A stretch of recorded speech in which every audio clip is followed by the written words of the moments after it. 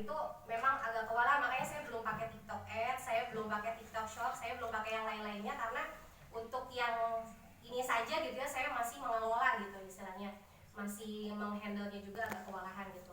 Jadi itu indikator kuat interaksi TikTok kita bagus itu ketika video kita ditonton dari awal sampai habis. Jadi kalau bisa buat yang baru mulai bikin TikTok, jangan dulu yang durasinya panjang-panjang, pendek-pendek aja dulu supaya orang itu nonton sampai habis gitu, sampai habisnya 30 detik lah gitu. Nanti kalau misalkan sudah followernya banyak kayak saya sekarang, alhamdulillah sudah lumayan followernya, saya mulai review rumah yang agak-agak panjang, yang durasinya 2 menit, 3 menit gitu. Kadang kalau saya part-part gitu, kadang kependekan gitu ya. Nah kalau di TikTok juga, ini juga apa namanya, nggak boleh baperan gitu. Nggak boleh baperan karena namanya netizen kan ya, komen-komennya kadang ada yang apa namanya, ya namanya juga bebas ya sosial media mah gitu.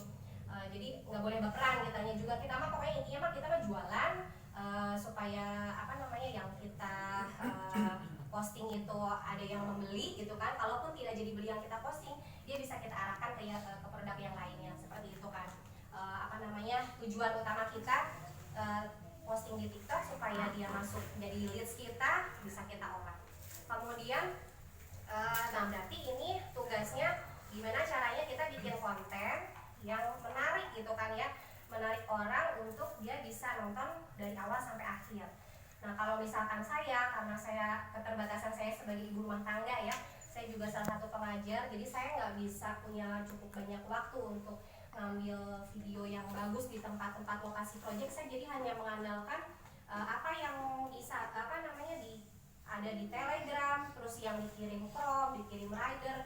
Makanya saya kalau misalkan begitu ada yang kirim video di grup, saya itu langsung buru-buru di-upload gitu, karena itu adalah harta karun saya gitu, aset saya untuk saya jualan di TikTok. Jadi makanya saya hanya mengandalkan itu, makanya berbeda kan pengambilan videonya, kadang buram, ada yang buram ya kan, tiap Chrome juga nggak sama gitu hasil ininya. Tapi nggak apa-apa lah, saya daripada saya tidak posting gitu kan ya, jadi saya gunakan aja apa yang ada gitu. Nah kalau misalkan bapak-bapak ibu di sini punya kesempatan seperti sekarang ini ada di project, silakan ambil video yang terbaiknya, video yang terbagusnya dan upload saja, boleh dengan cara apapun. Kalau misalkan mau hanya videonya saja terus dikasih teks boleh, atau misalkan kita sambil nge-vlog boleh, atau misalkan apa namanya hanya pakai teks text speech ya, ada kan bahasa Google ya, itu juga nggak apa-apa, silakan. Yang penting ada video atau apa namanya konten yang kita buat di TikTok. Kemudian informasi video yang kita berikan itu kalau bisa seperti caption ya. Kalau di TikTok itu jangan terlalu panjang, jadi pendek-pendek aja ya, istilahnya mewakili gitu, mewakili konten kita. Kemudian penggunaan hashtag pun itu penting. Kalau misalkan hashtag yang sedang populer itu juga kita harus pilih-pilih juga, jadi nggak semua hashtag yang populer di TikTok bisa kita ambil gitu ya. Ya kita ambil yang relevan lah ya. Biasanya suka ada rekomendasi tuh di TikTok, kalau kita mau pakai hashtag suka ada rekomendasi yang tanda biru, itu bisa kita pakai. Atau misalkan apa namanya pokoknya yang masih relevan lah, yang berkaitan dengan video yang kita posting. Terus juga caption audio ya, audio misalkan kita mau pakai lagu-lagu yang sedang tren gitu ya, boleh digunakan itu untuk mengangkat video kita. Karena kan biasanya kalau audio yang tren itu ketika orang mencari dan mau menggunakan video itu biasanya kan rekomendasi video-video yang menggunakan audio itu akan ada muncul gitu kan ya. Nah siapa tahu dengan kita menggunakan itu kita ada di sana gitu. Saya pernah cek waktu itu, saya pernah di urutan kedua waktu itu dengan menggunakan video audio itu gitu, walaupun nantinya bergeser karena banyak lagi yang pakai. Terus kemudian akun TikTok kita disetting ya pengaturannya dari sekarang. Misalkan akunnya itu bisnis, terus kan di TikTok itu banyak fitur-fitur yang memang mempermudah kita untuk jualan, seperti pengaturan ini ya, ada pengaturan privasi, ada business suite-nya juga sebenarnya, cuma saya belum menggunakan itu. Saya masih secara manual postingnya apa namanya sesuai jam-jam yang biasa saya posting. Di sini ada kelola akun, ada privasi juga. Ini jangan di privat ya akunnya. Kemudian aja. Jadi supaya nanti misalkan yang ada di kontak kita dia buka TikTok, terus kita tuh bisa muncul ada dari kontak Anda biasanya gitu. Mungkin mereka nggak tahu akun TikTok kita gitu kan. Ternyata karena kita sesama punya kontak gitu, terus sambil dia buka TikTok ya, buka TikTok. Nah itu bisa muncul tuh akun TikTok kita di TikToknya dia. Kemudian Wi-Fi-nya Botanical 123 passwordnya. Nah termasuk sarankan apa nih sinkronkan kontak dengan teman Facebook itu juga digunakan saja. Terus layanan lokasinya diaktifkan karena itu nanti membuat TikTok bekerja untuk apa namanya menjaring postingan kita dengan orang-orang yang berada di lokasi terdekat gitu.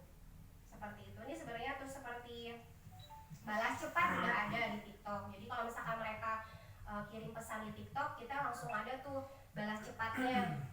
Atau misalkan dia komen dengan kata kunci yang sudah kita simpan, sudah kita setting di pengaturan TikToknya.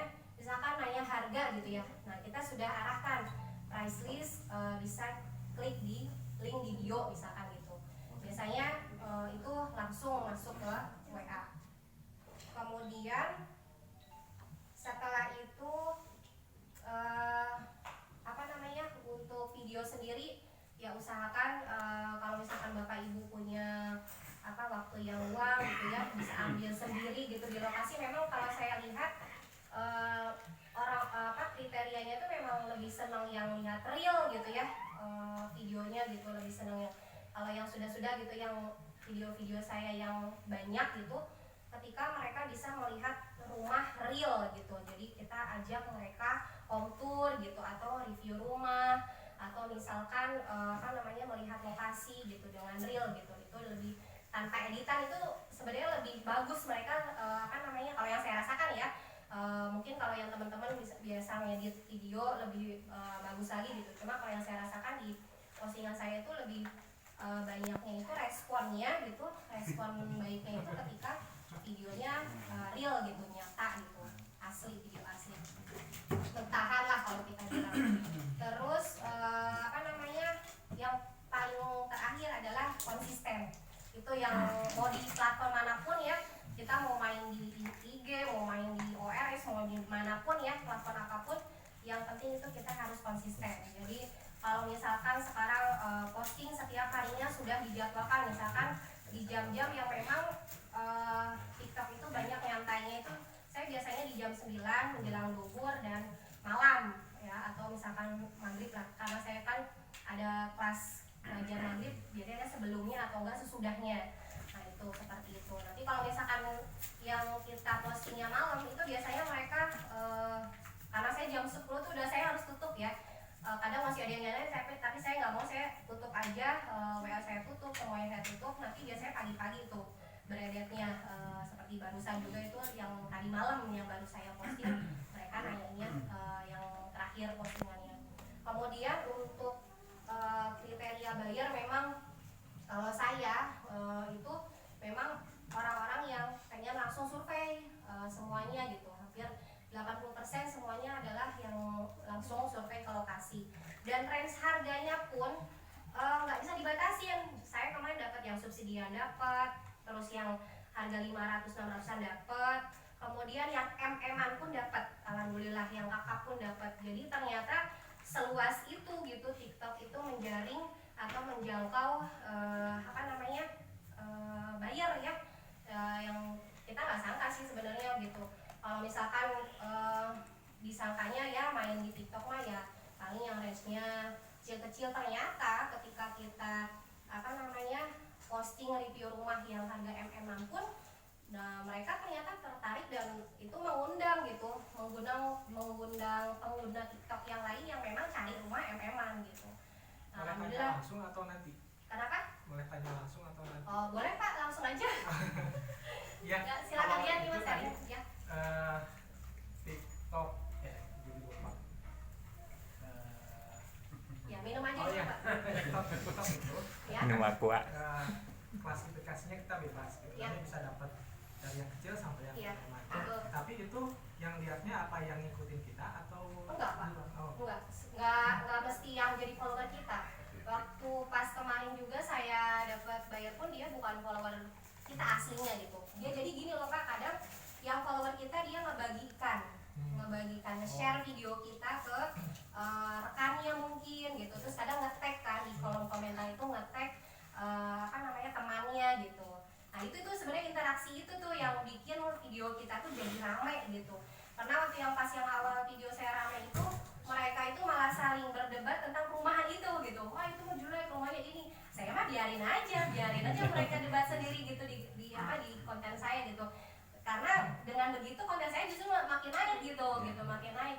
Mereka ada yang malah jadi kenalan gitu kan di istilahnya mah di lapak kita gitu kan, mereka ribut di lapak kita nggak apa-apa. Nah itu yang tadi Bapak tanyakan ya itulah Pak surprise-nya ya, kita nggak pernah tahu itu dia kadang memang bukan follower kita, tapi mungkin rekomendasi dari lihat TikTok kita, karena kan TikTok itu kan bisa di-share dengan mudah ya, bisa langsung linknya kemana-mana, jadi bisa jadi itu peluang gitu. Terus ini tadi kan kalau yang lihat itu lebih yang real gitu. Ya. Kalau yang inden kayak gini gimana? Nah kita angkat value-nya aja Pak, angkat value-nya. Kemarin juga saya memang belum ini, cuma ketika dia nanya kita angkat value-nya seperti ini kan. Dari awal project mah kan harganya masih murah, terus kita angkat aja view-nya, kemudian lokasinya strategis seperti ini lokasinya, terus kita upload terus progresnya Pak, progresnya langsung disampaikan terus gitu.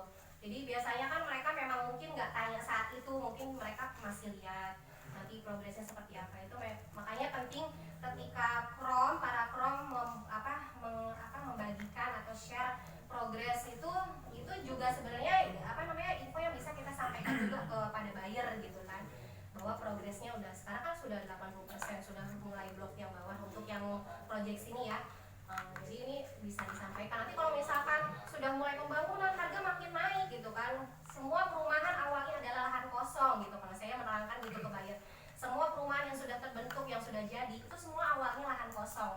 Dan dari lahan kosong inilah kita bisa mendapatkan keuntungan yang lebih besar gitu kan, belinya di awal project dapat harga yang lebih murah, lebih istimewa gitu. Nanti kalau pembangunan sudah dilaksanakan, terus sudah ada fasilitas,